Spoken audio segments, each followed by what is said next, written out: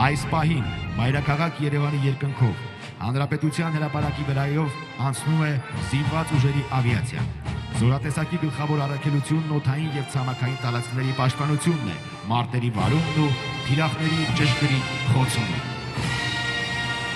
Օդում բազմաֆունկցիոնալ Mi-17V5 ուղղաթիռներն են։ Բազայի հրամանատար առաջին կարգի մարտական օդաչու, մարտական խաչ առաջին աստիճանի իշխանանշանակիչ գնդապետ Տիգրան Աշոտյանի ղեկավարությամբ։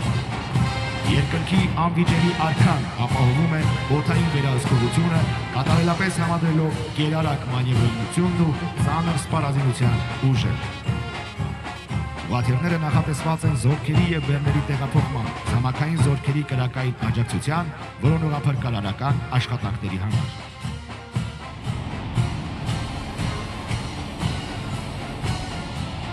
Օդում են Su-30SM բազմաֆունկցիոնալ գերձայնային կործանի ճգնաթիռները։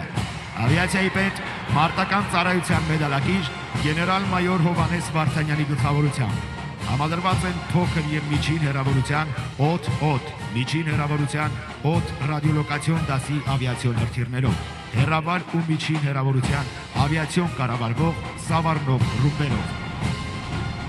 Նրանց են հաջորդում Su-25 գրոհային ինքնաթիռները, բազայի հրամանատար